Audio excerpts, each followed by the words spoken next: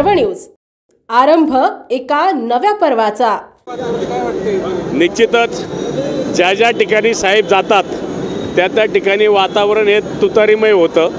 तुम्ही काल वळसे पाटलांची तिथली सभा पाहिली असेल, देवदत्त निकम साहेबांची, आज अशोक बापूंच्या तिथली पाहिली असेल। ज्या ज्या ठिकाणी महाराष्ट्रामध्ये आदरणीय साहेब अगदी पायाला भिंगरी बांधून त्या ठिकाणी फिरतायत आणि खऱ्या अर्थानं गेल्या 2 वर्षापासून जे हे महायुतीचं सरकार आहे त्यांनी ज्या महाराष्ट्रामध्ये जो काय घातला गोंधळ आहे हे सरकार घालवल्याशिवाय आपल्या या राज्याला निश्चितपणे चांगले दिवस येणार नाहीत। म्हणून करता आदरणीय साहेब या ठिकाणी स्वतः अत्यंत तसदी घेऊन वेगवेगळ्या भागामध्ये वेगवेगळ्या मतदारसंघामध्ये फिरतात आणि आपले उमेदवार निवडून आणण्याकरता पाहतात।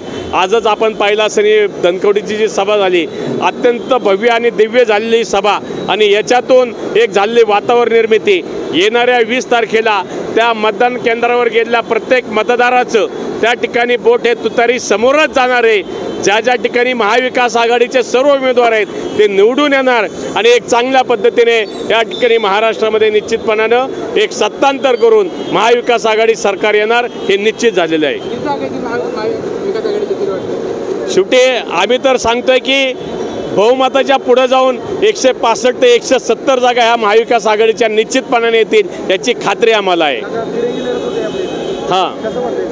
निश्चितपणे जरी तिरंगी लढत झालेली असली तरी आदरणीय पवार साहेबांना मानणारा जो मतदार आहे, गेल्या मागच्या काळामध्ये सुप्रियाताईंना ज्या पद्धतीने चांगल्या पद्धतीचं मतदान झालं तशाच पद्धतीनं या ठिकाणी आदरणीय पवार साहेबांना मतदान होईल आणि आदरणीय या ठिकाणचे असणारे उमेदवार दोडके सचिन शिवाजीराव चांगल्या मताधिक्याने निवडून येतील हे या ठिकाणी मला शाश्वती आहे।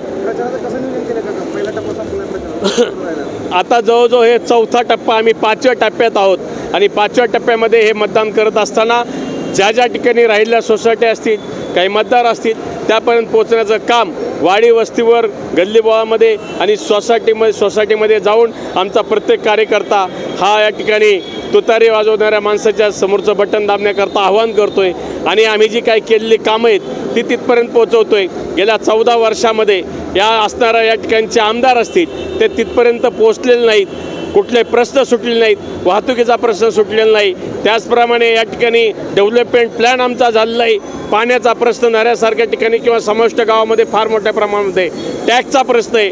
लोकसभेच्या वेळेस त्या ठिकाणी फक्त त्यांनी एक आश्वासन दिलं, तशाच प्रकारचं आश्वासन आता गाजर दाखवायचं काम विधानसभेला केलं आहे आणि हे सर्व लोक आणि जनता जाणून नये, लोकांचे 2 डोळे यांच्याकडे पाहत आहेत म्हणून करता या ठिकाणी महाविकास आघाडीचा उमेदवार हे विजय होणार आहे।